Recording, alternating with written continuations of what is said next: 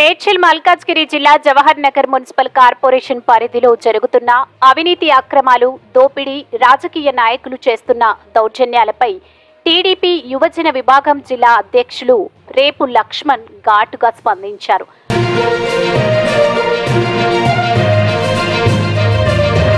ప్రభుత్వాలు మారగానే ప్రజల వద్ద నుండి దోచుకున్న డబ్బును, ప్రభుత్వ భూముల కబ్జాలను కప్పిపుచ్చుకునేందుకు పార్టీలు మారే సిగ్గులేని జవహర్ నగర్ ప్రజా ప్రతినిధుల్లారా, మీరు అసలు మనుషులేనా అంటూ లక్ష్మణ్ ఈ సందర్భంగా ఘాటుగా విమర్శించారు.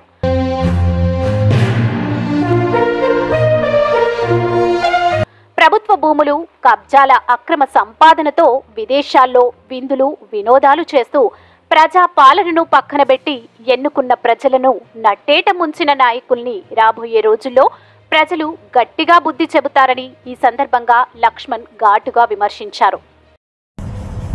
అందరికీ నమస్కారం. నా పేరు లక్ష్మణ్. మేడ్చల్ జిల్లా కప్రా మండల్ జవహర్ నగర్ మున్సిపల్ కార్పొరేషన్ నూతనంగా ఎన్నుకోబడ్డ శాంతి కోటేష్ గౌడ్ గారికి నా శుభాకాంక్షలు తెలియజేస్తున్నాను. బీఆర్ఎస్ పార్టీలో ఉండి కాంగ్రెస్ పార్టీలో జాయిన్ అవ్వడం నేను తీవ్రంగా వ్యతిరేకిస్తున్నాను. బీఆర్ఎస్ పార్టీలో ఉండి బీఆర్ఎస్ పార్టీని ప్రజలు, కాంగ్రెస్ పార్టీ కార్యకర్తలు దాన్ని ఎప్పుడో బొందబెట్టారు. ఎందుకు?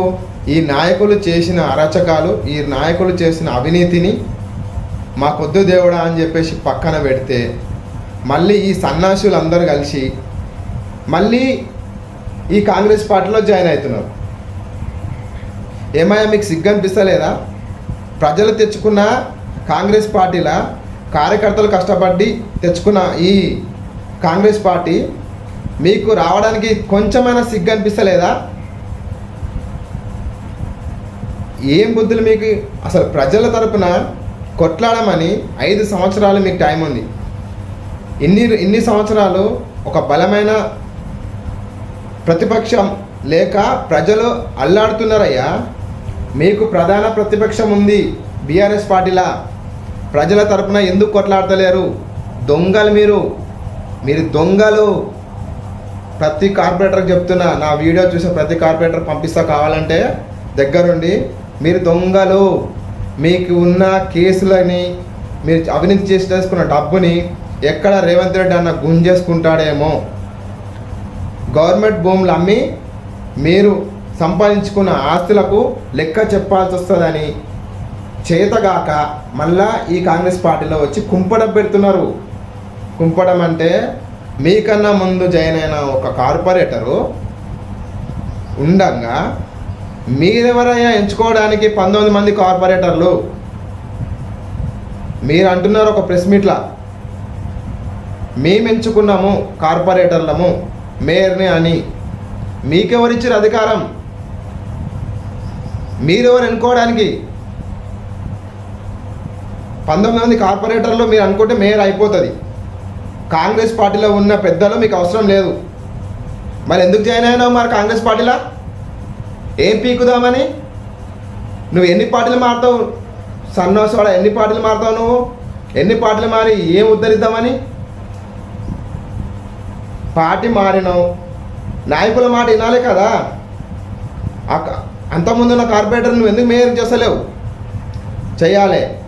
నేను పార్టీ కార్యకర్తని, టీడీపీ పార్టీ కార్యకర్తని.